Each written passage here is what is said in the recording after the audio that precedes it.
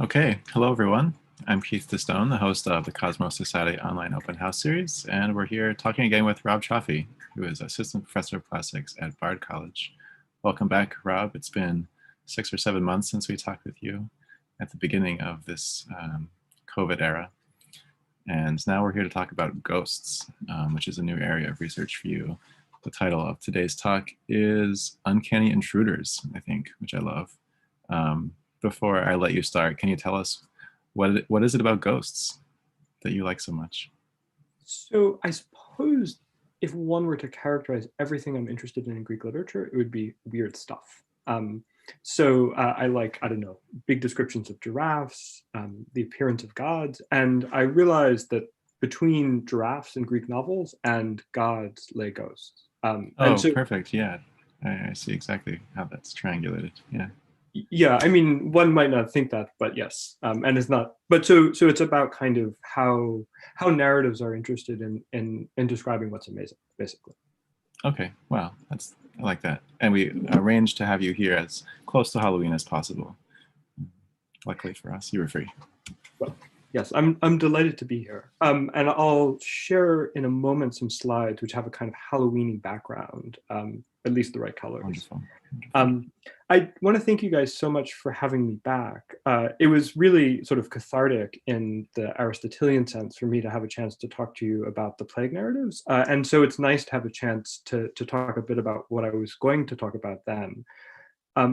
I should emphasize, as Keith did, I'm just getting started with the ghosts, and I was so grateful to have time at CHS because it really just gave me a chance to collect so many things.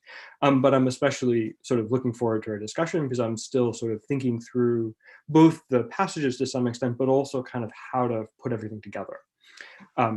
So my plan is for me to give a bit of an introductory kind of overview, to talk a little bit about the project and what I'm interested in, and to then have a kind of real discussion, if that's possible, about the passages, or as much as is possible on Zoom. I have more than enough to like go on about, but I think it's more interesting not just to hear from me. So let me get started. I'll first just say, if you work on ghosts, you should be ready for the stories. A bread and breakfast in Gettysburg, a foggy drive in Sleepy Hollow, mysterious sounds, kindly visitations, and all manner of otherworldly presences.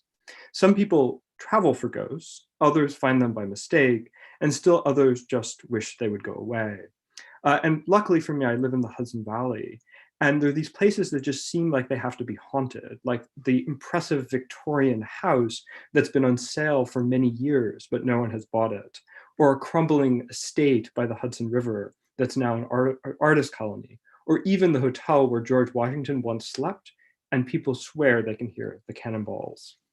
But my interest in ghosts is a much older set of stories from the worlds of Greece and, in fact, Rome. And here, one second, gone the next, Greek ghosts sort of flicker in and out of our view. These shades who return bidden and unbidden, kindly and in search of vengeance, hover on the murky, irrational borders of Greek and Roman religion. Although the appearances of ghosts share many formal features with Epiphany, they are not gods. And unlike the divinities of the upper world, there is neither a pantheon of Greek ghosts, nor even a single term to describe them. Most of the varied vocabulary for ghosts, words like Aedala, Aikones, Phasmata, Sukai, images, souls, phantasms, shades, emphasizes their uncanny appearance, their insubstantiality, and their otherworldliness. And yet, ghosts permeate the Greek literary imagination, from epic to tragedy, from history to novels, appearing when least expected and absent when needed most. And so I think we'll see today that ghosts were more than just spooky curiosities, but they were good to think with, good to break the bounds of time, space, description, and narrative, good also for dredging up the past, for prophesying the future. But ghosts also are a challenge, and they challenge the settled and established beliefs about life and death, this world and the underworld. In haunting the literary imagination, they raise fundamental eschatological and religious questions, even as they themselves challenge the powers of description and representation. So I'm just going to do a little bit of kind of orientation, and if I can share my screen, and I can start the slideshow. So you can see my RNG background. Thank you, PowerPoint. So I want to just sort of highlight a little bit some of the excellent scholarship that exists out there, and which to a large extent really is enabling the discussion that I'm about to sort of embark on. There are 3 books that are really centrally about ghosts. There's one by this person named Daniel Ogden, who works in the UK about necromancy, which is about really raising the dead. There's a really excellent book by Deborah Felton called Haunted Greece and Rome, Ghost Stories from Classical Antiquity. And then there's a book by Sarah Illes Johnson, who's a very excellent scholar of the history of religion, called The Restless Dead, Encounters Between the Living and the Dead, and I can't see the rest of the title. But those, sorry, the Zoom box is there, but if you get a sense of the 3 of them. This is really, really valuable scholarship. And there's been a kind of, in the last 20 years, a really updating of the work that someone like Erwin Rode did in the late 19th and early 20th century in his famous book on Sukat. It's very, very valuable. It's a little bit different from what I'm trying to do. It's sort of writing a kind of history of ghost thinking in classical antiquity, if that makes sense. And I'm sort of interested in doing something a little bit more literary and a little bit more kind of going across time, if that makes sense. But if you're interested in ghosts, this is really, really great stuff for you. At the same time, there's been a sort of another kind of wave of scholarship that I just want to kind of highlight on my next slide with a little bibliography, if you're curious, which is that in the last 2 years, there have been 2 really fantastic studies of the ghost of Clytemnestra in Aeschylus. One is by someone called Emmer Schlatter, who works in Germany, which is, the German title means the dead on the stage. And Emmers has a fantastic discussion of the Oresteia, which we might be talking about later. In the same year, Amit Shiloh, who works at UCSB, has been working on ghosts and the dead and the afterlife in the Oresteia as well, and wrote a really interesting article on the ghost of Clytemnestra. And so I just wanted to kind of highlight all of this sort of constellation of stuff out there. If you get into ghosts, you can look into it. There's also a kind of a third strand of ghost thinking, which I think is really interesting and useful for all of us, which is that people who are interested in the study of theater think about ghosts and the haunting of the stage as a way both of thinking about the dead, but also about literary history. And so there's this really fantastic book by Marvin Carlson called The Haunted Stage, for instance, which uses exactly this metaphor. So this is just trying to give you like a little sense of the wider world of scholarship out there if you're curious. And to this end, to sort of try to zoom in on this, I've selected 4 passages that I think are sort of representative of both different genres, different forms, tour poetry, tour prose, and different time periods. And so I think this will give us a good range of responses and approaches, and can kind of see both what is gained by looking at literary passages, but also how things change over time. And I'll just give you like a really brief introduction of these. The first 2 are probably pretty famous. So one is the ghost of Patroclus, who appears to Achilles in a dream in Iliad 23. This is just at the very, very end of this narrative of the Iliad. So this is obviously after the death of Patroclus. This very close friend of Achilles has died, but it's just before the narrative turns to a series of funerals, lamentations, and reconciliation. So it's a very interesting kind of fulcrum moment.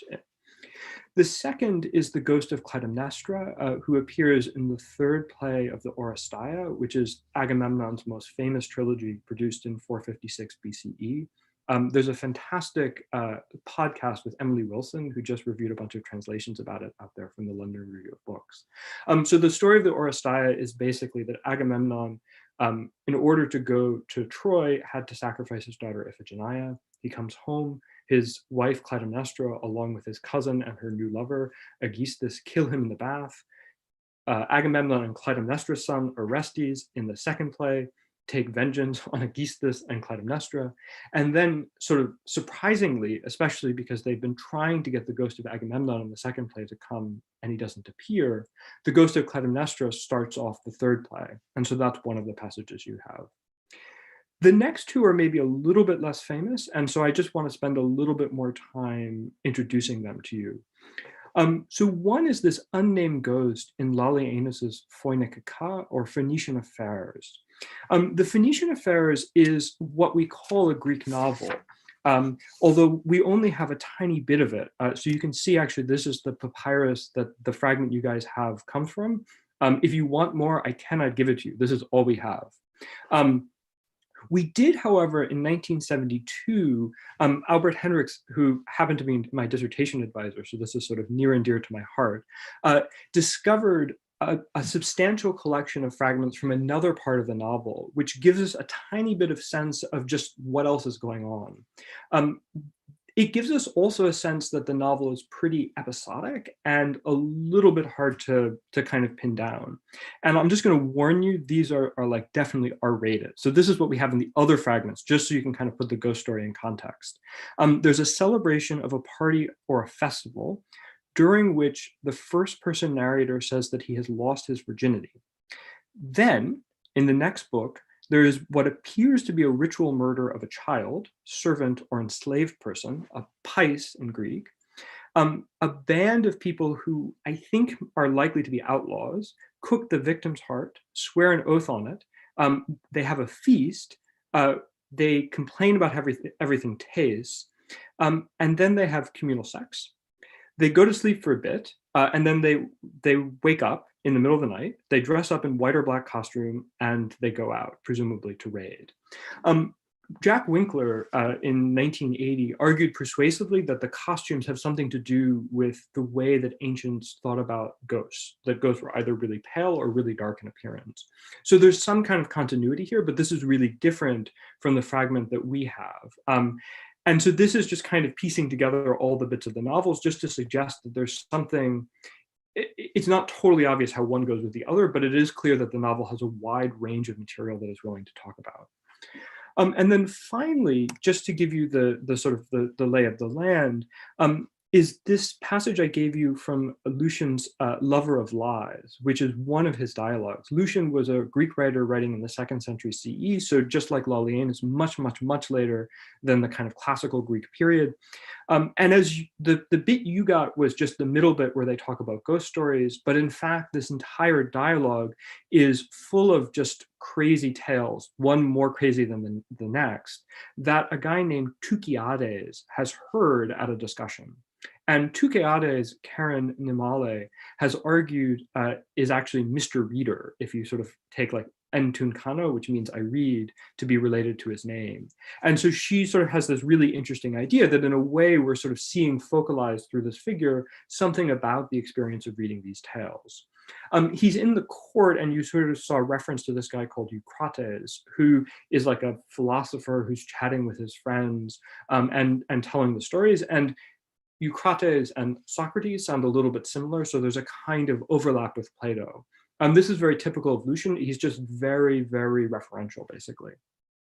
So I just wanted to introduce those. I will talk just a little bit about the Naquia and the Odyssey to kind of set the mood. But before I do that, I just want to see, are there any questions, anything that sort of comes up?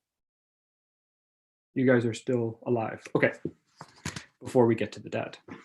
All right, so I just want to emphasize that this is just like 4 of a lot of ghosts in Greek literature. One of the great things I've been doing at CHS, or I was doing at CHS before I've come back to Bard, is compiling a list, and it's just pages and pages long. One super famous passage I, of course, left off was the Naquia, that is to say, the sort of raising of ghosts in Odyssey 11.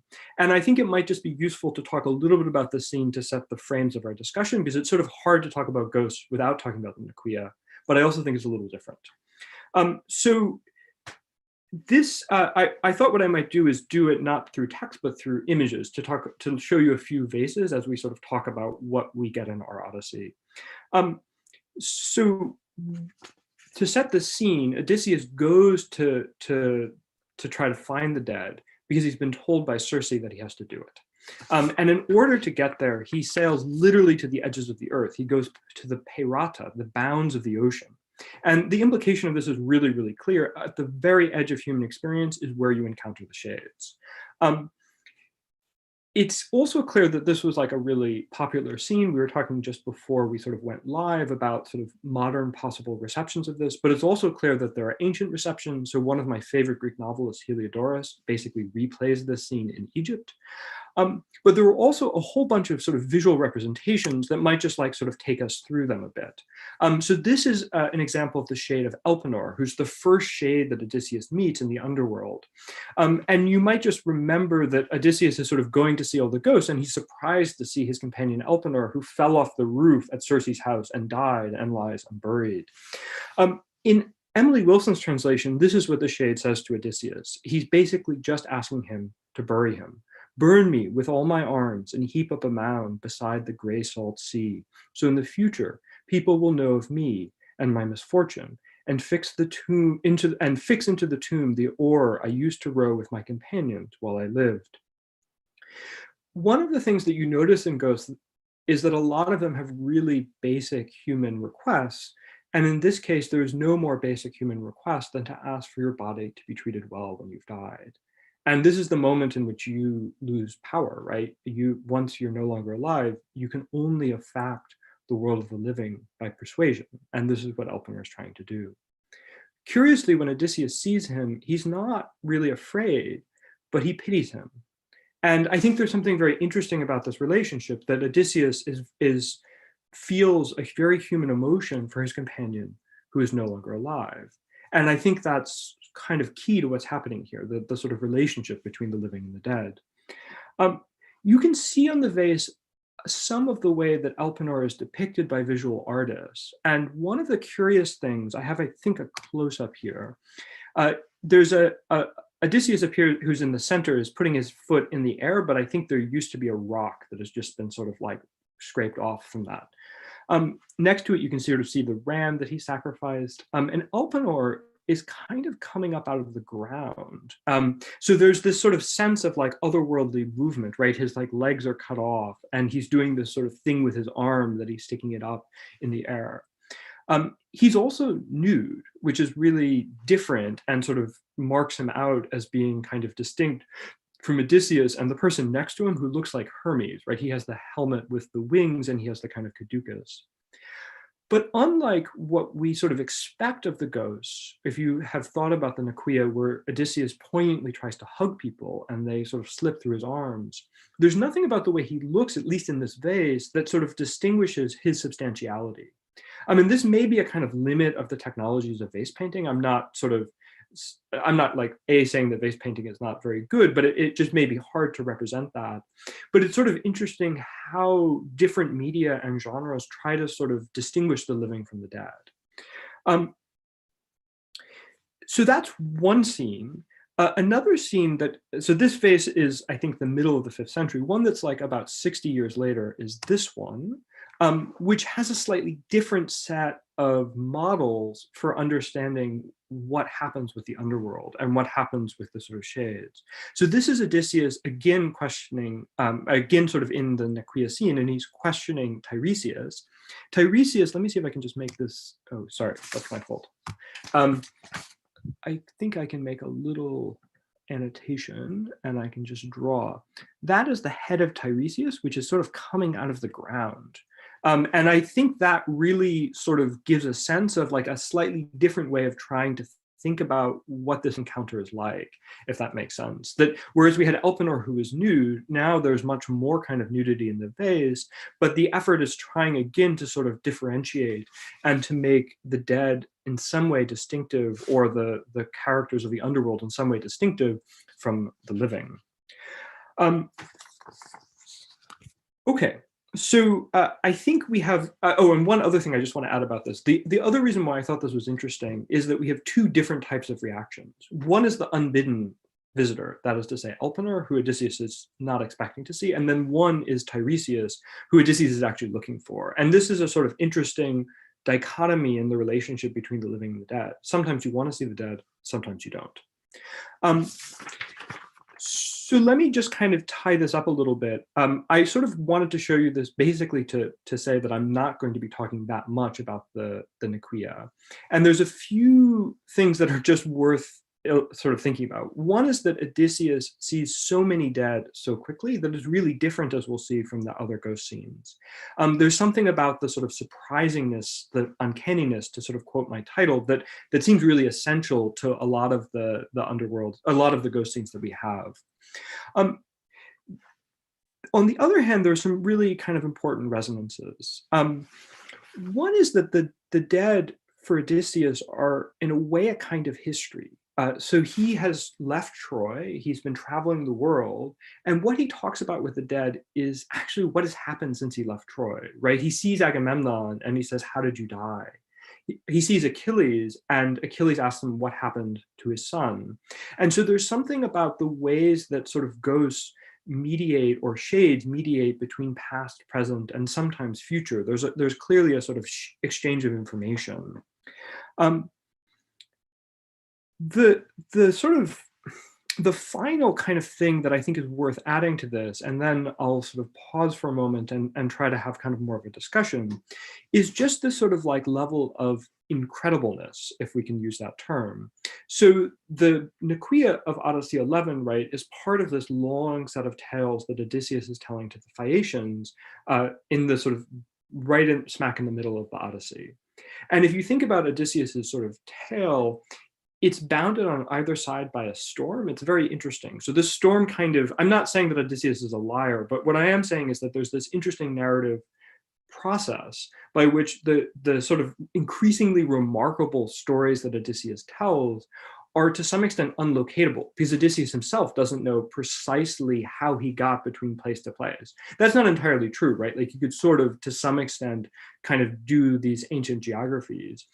But there's a way in which, as you go further and further from the sort of fixed points of the main narrative, we enter a kind of hazier and hazier place. I'm judging your faces to see if I'm persuading you guys or not. But I think that there's something interesting about the fact that that our kind of experience of this story depends upon the narrative of someone else, and it depends upon a narrative that is fashioned for an audience. And so I think that this narrative feature of ghost stories, we'll see in the text that we're looking at today and in the examples, that there's different ways of treating it, and there are different ways of thinking about it. I'm thinking in this case especially of Lucian, who puts ghost stories really in the category of tall tales, if that makes sense. So in a way, this kind of gives us a lot of stuff to think about. I'll just sort of zoom out of the screen sharing. But I think it sort of frames some of the things that the ghost can do, or the dead can do. And it allows us to think a little bit about what it is that it really counts as a ghost, if that makes sense. So what I thought I might do to kind of open up the discussion was ask just a little bit about like your sort of global reactions to the passages that we talked about. So we had 4 very different passages. What are some of your sort of thoughts or reactions, if that's okay? Sorry, that's a very vague question, but thank you. Yeah. Do you find any consistency? I mean, do you have Robert's rules of ghosts? That's an excellent question. Yes and no. I mean, I think that we'll see that there's some language of ghosts that really gets repeated. So ghosts have a kind of sudden appearance, and there's this Greek word which means to stand by or over that comes back again and again. But if you think about each of the sort of ghost scenes that we have, even just to sort of like zoom in on them a little bit, they're all a bit different, right? So the ghost of Patroclus appears to Achilles when he's sleeping. And the ghost of Patroclus appears to Achilles looking just like Patroclus did when he's alive. The ghost of Clytemnestra appears to a group of people who are sleeping, not a single individual.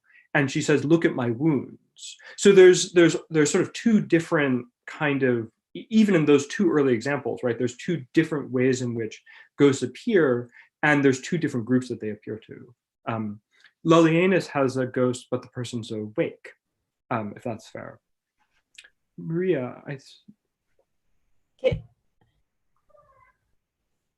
Oh, go ahead. Robert, thank you very much for your fascinating talk.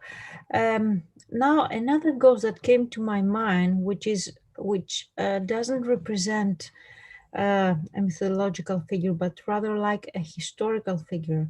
Would you like to comment about the ghost of Darius on Aeschylus's tragedy, The Persians? Because you offered us your comments on the ghost of Clytemnestra in Eumenides, which is by the same tragic poet. So, would you like to comment on something which is used to be at least a historical figure and now is represented in its literary form, a ghost?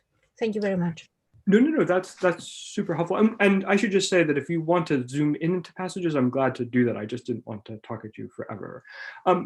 So Maria's just asked about another tragedy of Aeschylus, the Persians. And so to just sort of put the two ghosts kind of side by side, if that's okay. The ghost of Clytemnestra appears unbidden to the sleeping Furies at the beginning of the Eumenides. Sorry, I'm just going to give like a large context, if that's okay. And so the Furies have been lulled to sleep, and Clytemnestra says, basically, in the passage you had, wake up, you guys are being lazy, get your act together, do my vengeance. The ghost of Clytemnestra is unbidden, which is to say that no one expects her to come, not the Furies who are like having a nice little nap, not the audience, especially not the audience, because they tried really hard to get the ghost of Agamemnon to appear in the previous play. And although he might have helped out, we got no ghost sighting. On the flip side, and also to just kind of put this in the context of your question, Maria, this is also entirely a mythological story, if that makes sense. On the flip side of this, the Aeschylus's Persians is a Greek tragedy performed 8 years roughly in 472 after the events that it's describing. It's describing a set of historical circumstances, which is to say the Greek defeat of the Persian forces, but it's set in a distant place. So if we have on the one hand kind of a mythological thing set in the distant past in Argos, we now have a play that is set all the way over in the Persian Empire. And the Persians look to the ghost of Darius for kind of in an opposite way in lots of ways. One is they're actually asking him for help, in the sense that there's an entire ghost raising scene in which the entire chorus asks him to come and be present and to give advice. When he does come, also because he's bidden, the reaction is this one of like friendliness, happiness, and desire, but also curiously, he shows up, unlike Clytemnestra, looking fantastically. So he has like his sort of saffron slippers, and he looks in a sort of full royal presence. The final thing that's really interesting about Darius, just to kind of, this isn't just a general comment, is that he's looking in a kind of opposite direction to some of the ghosts we've talked about. So Clytemnestra really, right, is concerned that the chorus of Erinnues is asleep, but she is obsessed with what has happened to her, right? She's obsessed that she's been killed. She's obsessed that she's stuck in the underworld. She's obsessed that everyone hates her. Darius, on the other hand, tells them what is happening far away and gives them advice and is sort of future looking. I wouldn't say that ghosts are ahistorical. So on the one hand, right, we have this kind of tragedy that has sort of distanced the ghost and has made an historical figure a ghost. On the other hand, there's lots of examples in historical narratives of ghosts that appear. So you might think of Herodotus, right? And there's that like really kind of creepy story about the tyrant Periander, whose wife appears as a ghost because he's misbehaved. If I'll leave it there. If you want to read it, it gets much more precise. And so I think that we're sort of seeing, this is a kind of meandering answer, but just trying to sort of put things, I think we're seeing a kind of variety of ways in which the dead can affect the living.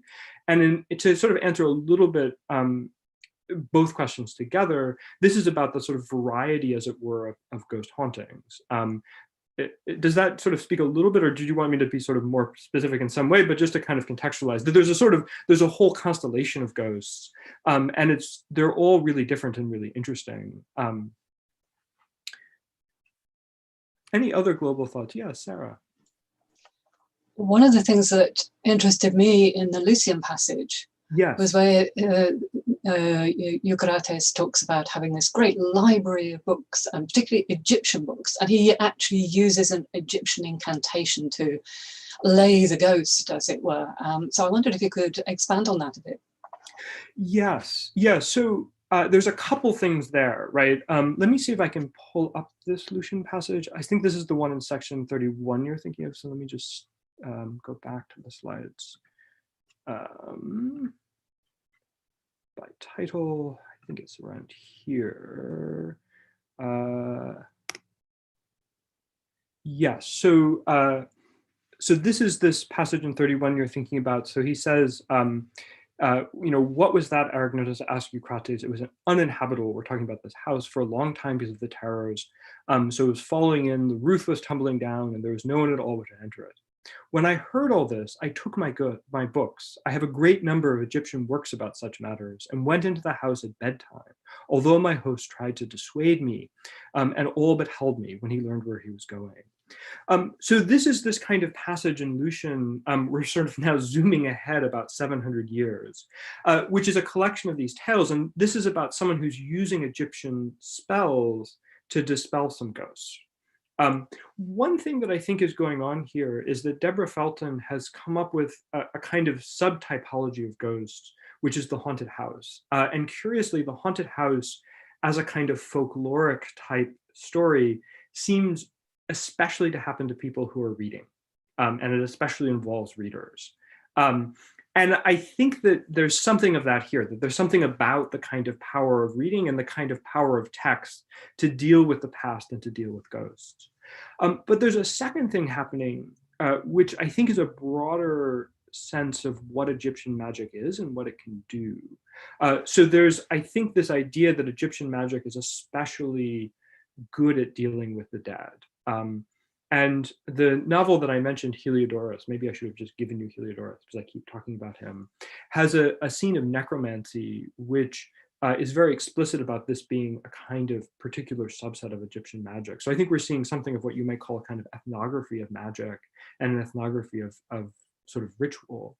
But it's also one that has to do with sort of language and reading and particularly linguistic codes. So one of the crazy things is that he says that he spoke the Egyptian language to the ghost as though the ghost like knew Egyptian. So he says at the very end, but I brought into play my most frightful imprecation, speaking the Egyptian language, pent him up in a certain corner of a dark room and laid him. That is to say, laid down the ghost. Then having observed where he went, I slept for the rest of the night. And so there's something also here about language and interpretation. And one of the themes that's running through Lucian, sorry, this is in a way, this is an answer that is about everything else, is that Lucian identifies himself frequently as being Assyrian and talks a little bit about his ability to speak Greek or not. And so I think whenever Lucian as an author talks about language, we need to be especially alert to what this language is doing. And so we might almost think of this as being a kind of ethnographic passage, a kind of idea that the dead are almost a kind of another culture that have a different language and a different set of codes. Yes, no, the Lucian passage is fantastic. Yeah, Maria. Yes, one thing that has striking me was that we're speaking about a middle place, something in between barriers that can be overpassed. But the ghosts usually have one only fixed and obsessive thought that is very rigid, and I wanted to ask you why one. For instance, Patroclus wants to be buried. Clytemnestra wants to be revenged. They are stuck in one moment on one only obsessive thought. That is, there we cannot go or overpass the barriers. Why? Why do you think it? No, this is a great question. I mean, in a way, you're raising a question that is like so central to like Greek belief that I may not be able to give you a full answer, but I think it's fantastic. One thing that I think we see in both Clytemnestra and Patroclus is this idea of unfinished business. And it seems that their desire in both cases is the reason for their haunting, the reason that they're present is this sort of really strong desire that you're identifying. which is to say that Patroclus decides to come to Achilles in part so that he can be buried. Likewise, Clytemnestra comes because the Furies aren't doing anything. But I think in the case of Patroclus, which is really interesting, on the one hand, you're right, he has this obsessive desire. He really wants to be buried. On the other hand, there's a kind of leakage, if that makes sense, between his desire and the rest of what he has to say. So one thing, for instance, he says, in a second I might look at the passage, right? But he says, like, I'm asking you, like, once I'm truly buried, I won't come back to you. And there's something of a sadness there, I think, in a funny way, right? Like the Patroclus is sort of, the ability of Patroclus to continue to visit Achilles has to do with him being in this in-between state. So you're absolutely right that he has this kind of central desire, but I also wonder to some extent if we can push at that a bit. Let me just see if I can pull up this passage. There's something really interesting going on. Thank you for this question. Thank you. No. Let's see if we can get this. So this is the first passage. So he says, so, this is the part where we describe the sweet sleep came over Achilles. And then in the middle of this passage, he stood above his head, Achilles' head, and addressed him. You sleep and you have forgotten me, Achilles. You did not neglect me when I was alive, but you do now that I am dead. Bury me as quickly as you can, that I may pass through the gates of Hades. For the shades, image of the parish, keep me far off, and they do not ever allow me to mingle with them beyond the river, but I wander in vain past the wider gates house of Hades, and give me your hand.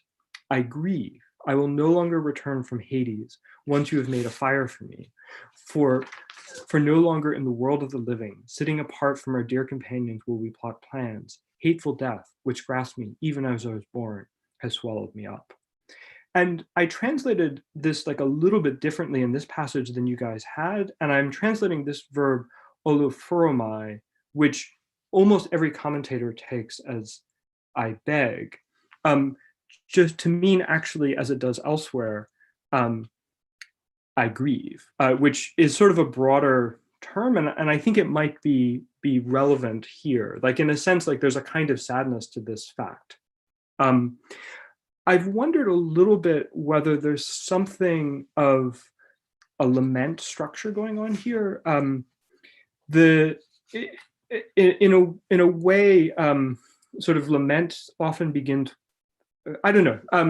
There's a kind of, it starts with this sort of reproach. It turns to a narrative of the past, and then it concludes again with this sort of request for burial in the future. And there's something about the idea of sort of forgetfulness, the sort of narrative of the past, the language of grieving and lamentation, and the sort of separation that made me think a little bit of like other passages of lament. And so I kind of wondered a bit if we might see a sort of structure like that here to sort of, just to kind of complicate a bit what's happening. The other thing I would just add is that, so in addition to all of this, right, so Patroclus acknowledges that proper burial means separation. He also asks at the very end that Achilles bury himself in the same urn. And so there's something of this kind of tension between the desire to be laid to rest and also a desire to retain a kind of closeness in the presence. I won't sort of go on forever and ever, but likewise, you might see in Clytemnestra, on the one hand, she has this really kind of clear desire, which is she wants the Furies to dance her vengeance, but she also has all of these kind of stray complaints about how everyone is being mean to her in the underworld. So there's, this is just to say, thank you for your question, and to kind of just sort of suggest maybe that part of what I think is happening is there's a kind of core demand that gives the reason and the justification for the haunting, but then it sort of spirals outward and has a kind of broader set of narrative tentacles. Thank you. So in a way, they are functional. From the point of view of the narratology, they are functional. They are functional to the story because they affect the story. But in the case of later texts, I think, as Lucian, those stories are like episodes that are one after the other. So they serve more to digress or to expand the narration, not to act or affect the narration itself. I think that's absolutely right. Like, I think that's a really interesting difference, that Lucian is kind of compartmentalized in lots of ways, the ghosts, in a way that the earlier narratives haven't. Yeah, no, I totally agree. I really like that. Thank you. Thank you. So, and I see do you want to go ahead? And then I see something in the chat from Janet. Okay, thank you. I've loved the talk. It's been fascinating. Thank you. And I'm struck that you say there's a huge variety of ghosts and their activities and so on. And then Bill asked you about pattern, and there was a little bit of pattern, and there are some things, but not a huge amount. And I'm always looking for pattern. And it strikes me that the character that's missing from your analysis is the writer. And I kind of think, you know, were they sitting there thinking, well, I need to get such and such into the story here. I know we'll have the ghost of Darius. That'll do it. And I just wonder if asking what were the writer's agendas, as opposed to what were the ghost's agendas, might provide some illumination somehow. I think that I think you're right. Like, ultimately, the ghost is, in many cases, a tool of the author or the writer. And I think, you know, many of the kind of functions that I'm describing are, as even Maria said too, or also Maria said, sorry, this is like an ancient version of even also Maria, are narrative, right? That there are ways to kind of complicate narratives. There's ways, the Nicaea scene has, there's a really interesting dissertation by Suzanne Lai that reads it as a kind of hypertextual world, in which you kind of get other narratives. So I totally agree that there's like a lot of sort of functionality, maybe is a right way to put it. The other thing, of course, is that in tragedy, a ghost is a fantastic visual spectacle. And I don't have any images of ghosts on stage, really, but I have a representation of the ghost of Clytemnestra that really does her down, for instance, that I can show you in a second. I think, on the other hand, one of the reasons that I'm trying, as it were, to respect the psychology of the ghost as much as the psychology of the writer, is that I think that one position that I'm sort of starting from as a default is that ghosts were also a matter of belief for ancients. And so that the idea that a ghost could, that I don't want to in any way suggest that I'm reducing a ghost to a functional narrative form, because I think that if you were an ancient person, as indeed with some modern people, you might expect to see a ghost, and you might not be surprised if you see a ghost. So I think you're absolutely right that these all have kind of narrative functions. Sometimes they don't have narrative functions, though, or sort of obvious kind of authorial functions. So I totally take your point, but also, like in the case of Patroclus, it turns out that Achilles is already doing what Patroclus has asked. And so in some senses, I think that what your question raises, which is an excellent question, is a further need for sort of focusing on what the kind of ghost itself is doing. But I think you're absolutely right. These are often narrative tools. But in the Patroclus passage, when I sort of began to think about it, I thought, like, actually Achilles has already started to do all of this. And so there's something almost superfluous to the haunting sometimes, or at least doubly determinative. It may just have been emotional in that case. It might have been just to kind of convey the emotions of the whole situation that Achilles found himself in. Absolutely. Yeah. And to that point, the other thing that's sort of interesting is that there's a way in which Achilles sort of softens a bit after that, right? That he has funeral games, and all of a sudden he's like making peace between people who are competing over the same prize. And then, of course, he agrees to ransom the body of Hector. So I think I think there's a lot to your question. So thank you. Okay, thank you. So Janet's question, let's see. So your question, Janet, I'm sorry about your road work, which has left you to type in the chat. Do we have examples where ghosts initiate the communication with the living after they are buried? And also, does darkness, when ghosts generally appear, symbolize an unconscious state? So this is a really excellent set of questions. So I'm just thinking of the examples that I gave you for now to just sort of talk through them. I think it's a little bit left uncertain unless I'm forgetting something, I should double check this. In the Oresteia, I don't think we see the burial of Clytemnestra, but I'm also, unless I'm totally forgetting something, we don't have a good reason to think that she is not buried. But I think the Darius example is a good example of a case where a ghost that has been buried and properly laid to rest is able to return. I think a lot of the ghosts who return unexpectedly and unwillingly, I haven't done this yet, but if I were to make a kind of chief list of ghostly complaints, one would be that I haven't been buried.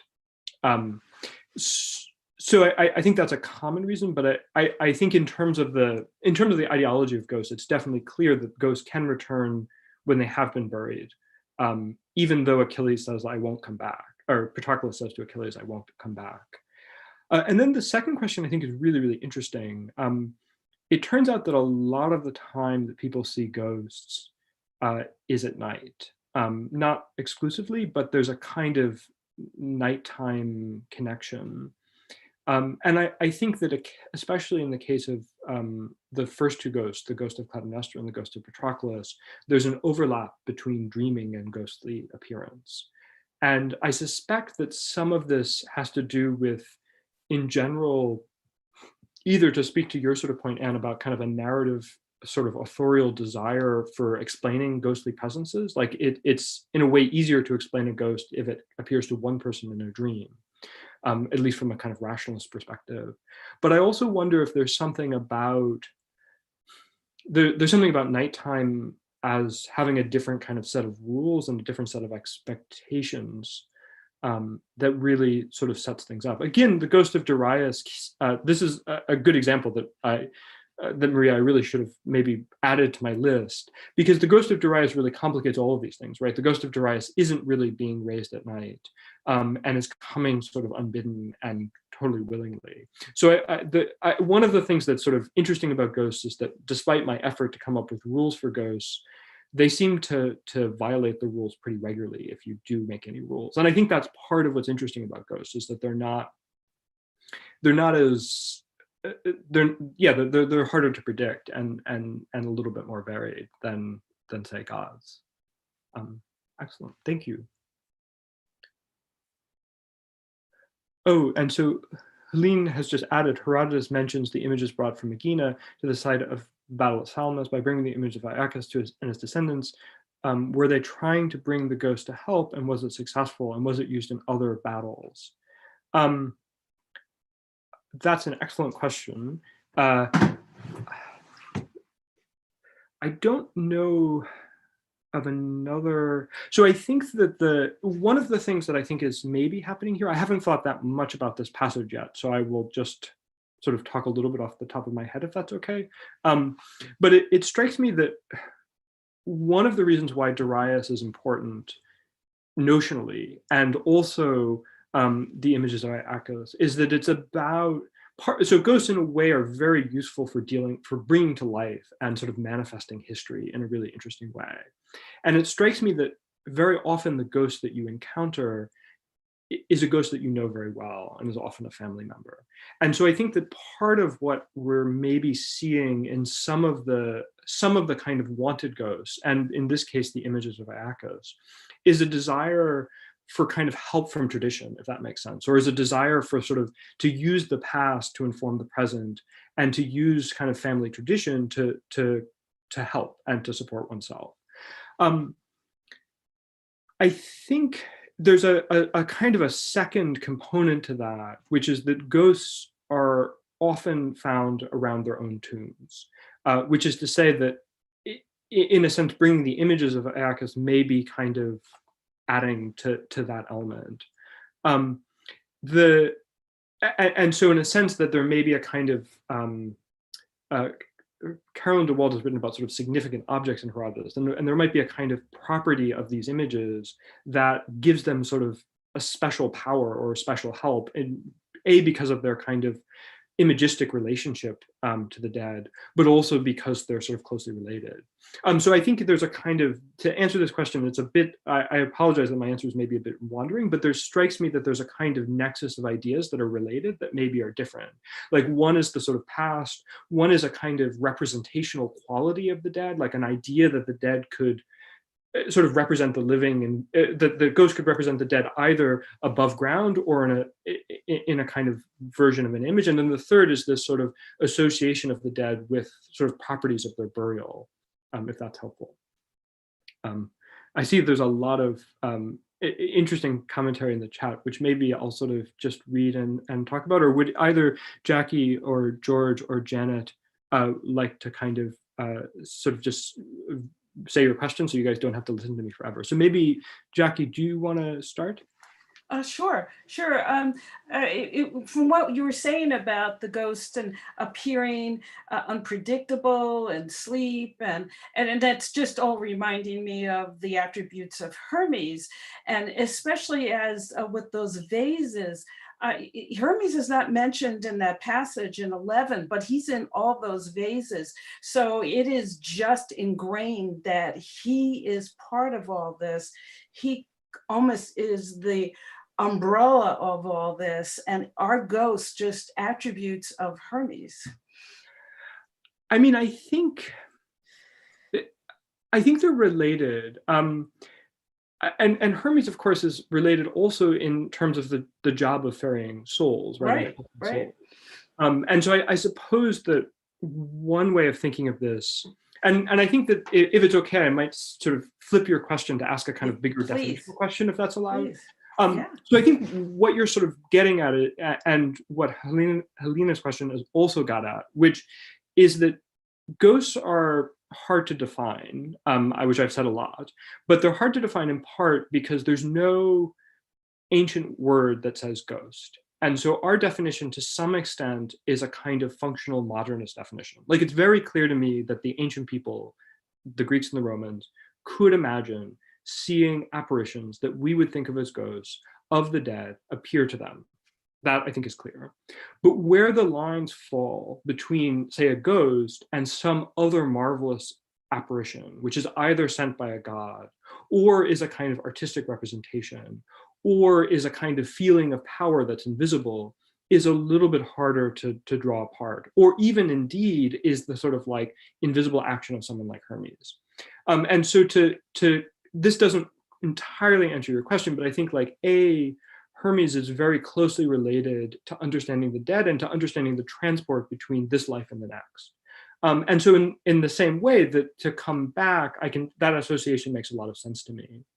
On the other hand, I think that in terms of the way that we think about Greek religion and Greek narrative, I would want to distinguish Hermes from the ghost, in part for reasons that maybe are totally modernist. But for now, it feels to me that the appearance of Hermes as a god is, and as a kind of collective divinity in a pantheon, is different from the experience of your loved one, if that's possible to say. And also that the kind of loved one is in fact not alive, and is often characterized by a powerlessness. Like, although Patroclus can talk to Achilles, he can't change his burial. And although Clytemnestra can wake up the Furies, she actually can't harass Orestes on her own, if that makes sense. And so there's something a little bit different between those ghosts and a god, if that makes some sense. Well, just that I guess, and Hermes is always doing the god's bidding. It rarely does he initiate. So that was also kind of in there. No, that's very true. Yeah, no, I totally take that point. I guess in the case of ghosts, it goes even further. Not to totally draw a line, but I'm in my own mind, I'm trying to draw my lines, which you're allowing me to do, if that's okay. Yeah, that's fine. It's all good. No, I appreciate it. Sorry, this has been very helpful. So maybe, George, you're maybe the next in the chat, if that's okay? It was just an aside because it's much later. Sorry. But no. But the function of the ghost in Hamlet is phenomenal and on stage, and seems to follow a lot of the kind of suggested rules that you were pointing towards. So that's all. No, I think that's fantastic. Sorry, I just saw your name. I should have read the comment, and I think it's pretty clear that Shakespeare knew a lot of classics, but it is fantastic. Thank you. So maybe there's a comment from YouTube from Tom M. So he says, perhaps you can relate the Clytemnestra scene to the sense of dreaming, e.g. she is desperate and seemingly helpless to waken the Furies, and the moment they waken, she vanishes. So I would just say, absolutely. I think it's really, there's a couple of things that are really interesting that happen. Of course, the waking and the dreaming in the passage is a little bit mixed together. Like one of the other really cool features of this passage is that, so Clytemnestra appears, she addresses the chorus of sleeping Furies. It's not entirely clear where they are, like different people have different views. But as she finishes her speech, she begins to sing this kind of duet with the Furies, in the sense that she sort of speaks, and then as she's waking them up, the chorus of Furies begin to dance, and they begin to make all of these sort of groaning sounds. They go, and then they begin to sort of sing in response to her. So I think that you're exactly right, Tom, to sort of like see that there's this like really, that also one of the effects of the ghost is the sort of psychosomatic effect, which is to sort of rouse the human being to action. And in this case, then once the Furies begin to dance, they have this kind of essential part of the play. And there's this funny way in which Clytemnestra is actually kind of in charge of the chorus almost. So absolutely, I that's perfect, and I really appreciate that. So there's one more question from Jorge Luis, who I guess I don't see in our chat. This is also from YouTube, sorry. Does the Egyptian vision of death and burial, which must have seemed very shocking to the Greek world at first, have a role in understanding the Greek understanding of ghosts? So that I think is, I think the answer is probably, I have to think about it more, so thank you. But I think second, it's probably a yes and no question. I think yes, in the sense that, especially in the passage that Sarah raised in Lucian, that as people become, starting with Herodotus, really interested in Egyptian religion and Egyptian magic, the sort of associations between magic and ghosts are strong. On the other hand, I also think, I think there's that. Like I think that as sort of the interconnections between Greece and Egypt become closer, I think this is one way in which Greek understanding of ghosts became intertwined, at least for some people, with a sort of interest in Egyptian magic. As a footnote, there's a really fantastic book by Radcliffe Edmonds about Greek magic called Drawing Down the Moon that I would highly recommend. So I think we definitely see that in Lucian. The flip side of that, though, is I think that I think we should be a little bit careful in talking about ancient religious belief and or magical belief, just to sort of assume something that doesn't fit, say, the pantheon is automatically non-Greek. If that makes sense? So I'm not saying that the Greek sort of religion is necessarily insular, but it strikes me that there's also a kind of internal set of beliefs that we can sort of trace that maybe don't necessarily have to do with Greek contact with Egypt, if that makes sense. The ghosts kind of exist independently of Greek contact with Egypt, even as aspects of Egyptian magic become important to later Greek sort of thinking and talking about ghosts. There's sort of this kind of double, if you think about a river, there's almost a kind of double strand, and they sort of feed together at one point, but I don't necessarily think my instinct is that we don't have to find an origin, as it were, in an earlier text. There's one more, and I realize we're sort of approaching the end, from YouTube, which is about the personal relationship between the ghost and the character, how personal the relationship between the ghost and the character experiences has to be. Can a ghost be thought of less objectively as an extension of a character? This is from Celia Prescott Desi. I think the answer is that I think we've already maybe seen some of that. I think this is a great question, right? So in a funny sense, that the closeness between Achilles and Patroclus, for instance, there's a way in which the kind of duality of that and the dreaming of that passage, if you really wanted to push it, you might say there's a way in which what Patroclus is vocalizing is also maybe what we assume or think that there's something about it, what Achilles is vocalizing. The ghost appears to Achilles alone in his sleep. On the other hand, I also think, and I'm thinking to Anne's question, that there's something different about the fact that it's sort of expressed through a ghost, right? Like if we're sort of being sort of modernly psychologically realistic, we might say, yeah, this is a dream and this is sort of a representation.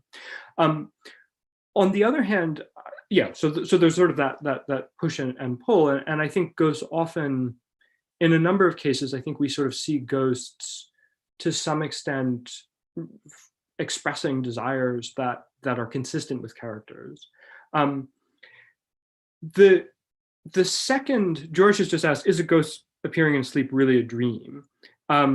This is like an excellent ontological question, but it's sort of, I should just add this, that probably yes and no. There's this moment in the scene of Clytemnestra where she says to the Furies, you're asleep, but you can see me in your mind's eye.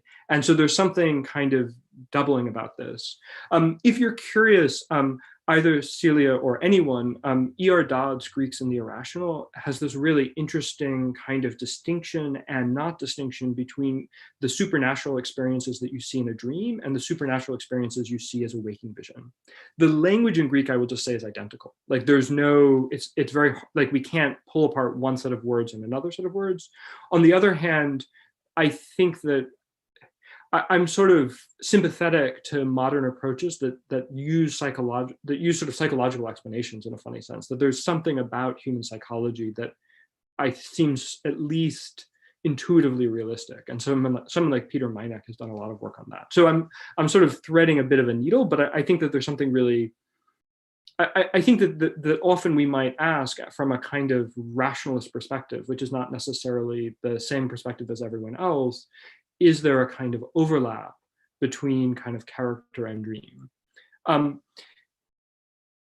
the other hand, so there's some of these cases where you might sort of, Celia, try to make those connections close, but there are other cases where it's much harder to. And so I'm thinking of the passage from Lalienus, which we haven't really talked about, where it appears that the ghost encountered has no relation to Glauctes, that it just shows up. And he just walks by and he just like looks behind his shoulder and he says the ghost disappeared. And so I think that there's some ghosts that are so close to the other character that they might be thought a kind of second self. And there's some ghosts that are so far that you have no relation at all.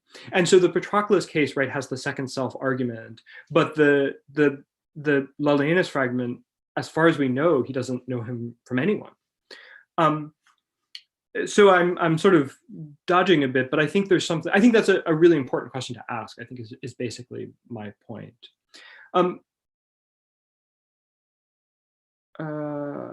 The source I mentioned for Celia, oh yes. So one source that I'll put it in the chat in a second. One source is E.R. Dodd's Greeks and the Irrational. This is a really interesting book. It was part of Dodd's Sather lectures, which are given at the University of California, Berkeley. And I think it was published in like 1950 or so. And it was really sort of, in many ways, totally ahead of its time. It's, in some ways, it's also, as you read it, it will feel like dated, but it's a super, super interesting book. The final question from YouTube that I just want to address before you guys have to return to your regularly scheduled lives. The Hamlet ghost plays a similar role, this is from Daniel Plate, or Plate, as the dream from Zeus in Iliad 2, both deceive and possess. I'm curious if Agamemnon in Odysseus 11 is trying something similarly malign and slandering women. So this is a super interesting question, right? So in Iliad 11, right, Agamemnon encounters Odysseus, and Odysseus says, "Oh, good to see you. I didn't know you're in the underworld." sorry, that's a little bit flippant, but yes. So, and Agamemnon says, well, the reason I'm in the underworld is that I was slain, I think, like a bull before the manger by Clytemnestra, my wife, and also Aegisthus. And I think Aegisthus in there. Sorry, maybe I'm conflating stories. But in any case, the key point for Odysseus is this kind of warning: when you go home, be very careful. I think, Daniel, the one thing that we do have to be sort of just as a baseline aware of is that so I think there is a kind of slanderous quality here, in the sense that there's definitely a kind of negative example. And I think the functional point for the narrative form is to some extent to justify Odysseus's mistrust and concern and kind of testing of Penelope when he returns home to Ithaca. There's like a clear sort of line there, like, be careful when you go home. I think also, so Froma Zeitlin, who taught for many years at Princeton and before that Rutgers, who is one of like the fantastic heroes of classics, has done, among other people, but she wrote a really kind of fantastic piece about the Oresteia called precisely this, the dynamics of misogyny. And she and I just think of her piece a little bit because it's a little bit about this sort of argument that the Oresteia, and to some extent the myth associated with it, fundamentally has this idea of sort of imposing or reimposing patriarchy at the end of the play, which was the super revolutionary article. And so I think that there is definitely something to that, that there's a kind of clear sense there. I also think, though, that there's, in general, I'm not certain that the kind of deceptive element is there. Like, I think that Agamemnon's warning is maybe not necessarily a desire to kind of put a wedge between Odysseus and Penelope. I think it's just a kind of sense of his own experience, which happens to be colored by him. I'm not sure if that is answering that super clearly, but I think that there's a lot to be said about the relationship between sort of Greek husbands and their wives, both in the Odyssey and this myth. And I think, so in addition to Froma Zeitlin, someone like Helena Foley has been really revolutionary in sort of helping us to understand these. So I would just give both of them a shout out. On the other hand, I wouldn't go quite so far as to suggest that this is like a trick in that way, but that's a really excellent question. Thank you. So I've perhaps talked too much, but maybe this is a time to draw a line under things. I'll just say, and then I'll hand it back to Keith, that it's been just fantastic to chat with you guys. You guys have asked really helpful questions that have made me think a lot about the project. And so thank you very much. I was really thrilled to be invited back, and I had a wonderful time with you guys. Yeah, thank you, Rob. Yeah, all that remains for me is to thank you for sharing your thoughts with all of us question askers. Thanks for being so generous. Oh, of course.